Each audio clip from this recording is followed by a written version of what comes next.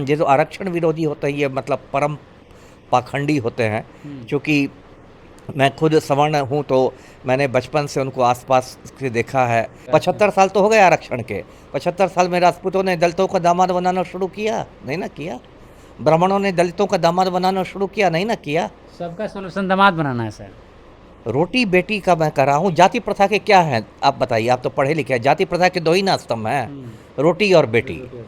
मतलब क्या थी जाति प्रथा? कि हम अपनी ही जाति के साथ खाना खाएंगे और अपनी ही जाति में बेटी देंगे, यही ना रोटी बेटी, यही दो स्तंभ। तो रोटी वाला तो बहुत हद तक जाति प्रथा खत्म हो गई है। अब हम किसी के साथ खाते हैं, होटल में कोई वेटर ला के खाना देता है, हम उसकी जाति पूछते नहीं देता है।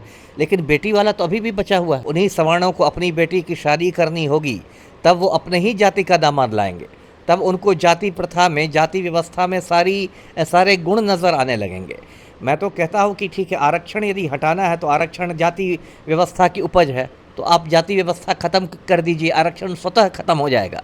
मान लीजिए आज हिंदुस्तान के सारे ब्राह्मण और राजपूत मिलकर ये शपथ ले लेते हैं कि हम अपनी बेटियों की शादी दलित लड़कों से ही करेंगे, दुसाध से ही करेंगे, जाटव से ही करेंगे, तो खुद ब खुद जाति व्यवस्था खत्म हो जाएगी, खुद ब खुद आरक्षण खत्म हो जाएगा। ये आरक्षण 75 साल पुराना है तो विरोध भी 75 साल पुराना है।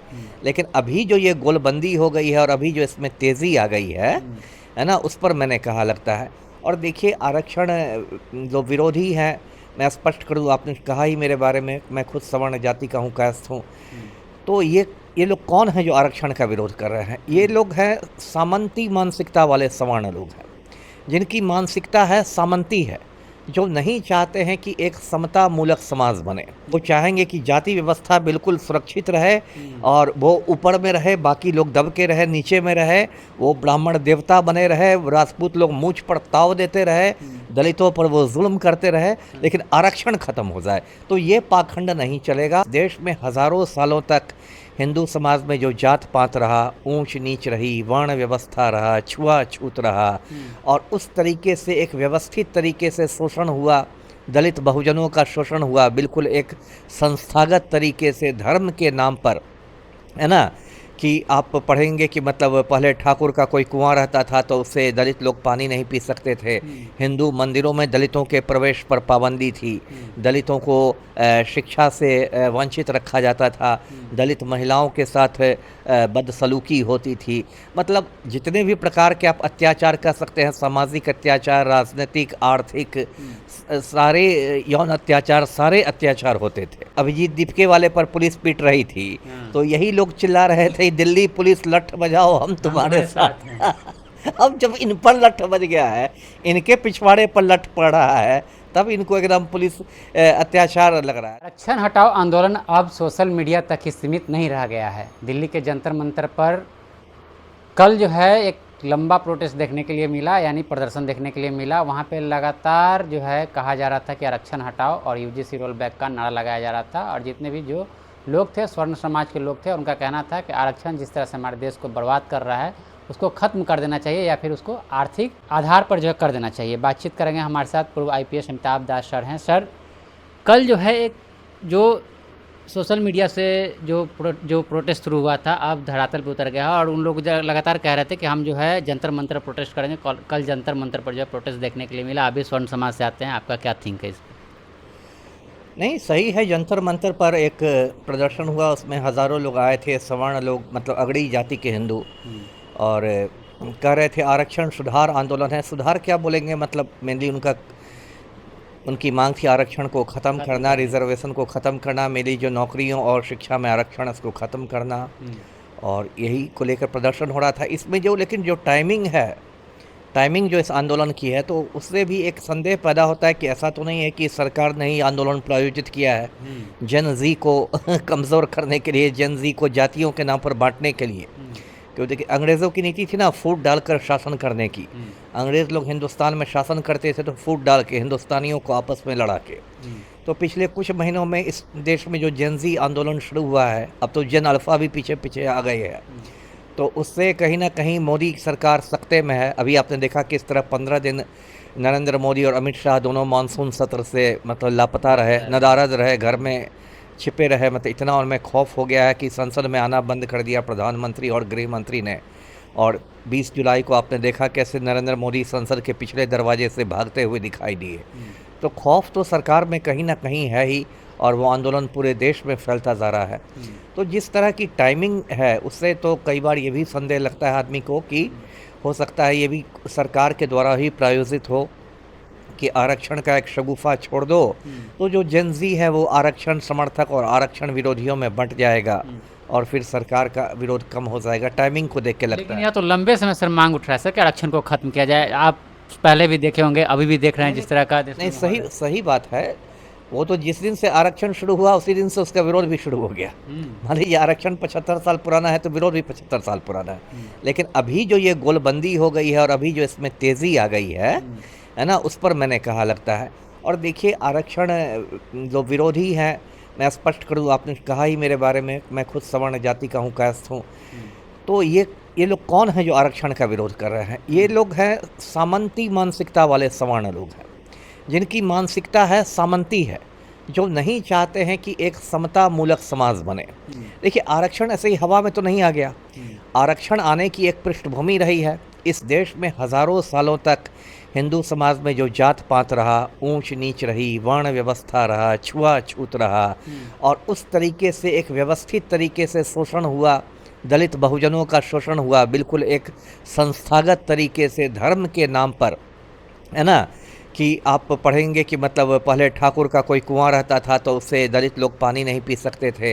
हिंदू मंदिरों में दलितों के प्रवेश पर पाबंदी थी। दलितों को शिक्षा से वंचित रखा जाता था। दलित महिलाओं के साथ बदसलूकी होती थी। मतलब जितने भी प्रकार के आप अत्याचार कर सकते हैं, सामाजिक अत्याचार, राजनीतिक, आर्थिक, सारे यौन अत्याचार, सारे अत्याचार होते थे, है ना। कह तो रहे हैं सर कि वो पहले की बातें थी, अब कहाँ जातिगत भेदभाव हो रहा है, ऐसा कहना है उन अच्छा, लोगों उस का। पर भी मैं आ रहा हूँ, उस पर भी मैं आ रहा हूँ। तो ठीक है, तो ये हुआ। मुझे याद भी याद है कि हम जब ट्रेनिंग में थे, आईपीएस की जो शुरुआती ट्रेनिंग होती है मसूरी में, तो एक पत्रकार आए थे अरुण शोरी।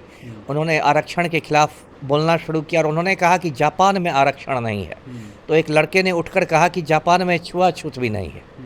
तो बात सही है। अब ये लोग, और मैं शुरू से एक बात कहता रहा हूँ, ये जो आरक्षण विरोधी होते हैं ये मतलब परम पाखंडी होते हैं। क्योंकि मैं खुद सवर्ण हूँ तो मैंने बचपन से उनको आसपास से देखा है कि ये परम पाखंडी होते हैं। जब आरक्षण की बात होती है तो ये जात पात के खिलाफ बहुत लंबे चौड़े भाषण देते हैं कि जात पात बहुत खराब है, ये है, वो है, फलना यह भी कह रहे सर, वहाँ पे लगता है हिंदू हिंदू भाई भाई वहाँ पर जो है लगाया जाता है नारा। लेकिन जब इसकी बात होगी, जब उनको उन्हीं सवर्णों को अपनी बेटी की शादी करनी होगी, तब वो अपने ही जाति का दामाद लाएंगे। तब उनको जाति प्रथा में, जाति व्यवस्था में सारे गुण नज़र आने लगेंगे। मैं तो कहता हूँ कि ठीक है, आरक्षण यदि हटाना है तो आरक्षण जाति व्यवस्था की उपज है, तो आप जाति व्यवस्था ख़त्म कर दीजिए, आरक्षण स्वतः ख़त्म हो जाएगा। मान लीजिए आज हिंदुस्तान के सारे ब्राह्मण और राजपूत मिलकर ये शपथ ले लेते हैं कि हम अपनी बेटियों की शादी दलित लड़कों से ही करेंगे, दुसाध से ही करेंगे, जाटव से ही करेंगे, तो खुद ब खुद जाति व्यवस्था खत्म हो जाएगी, खुद ब खुद आरक्षण खत्म हो जाएगा।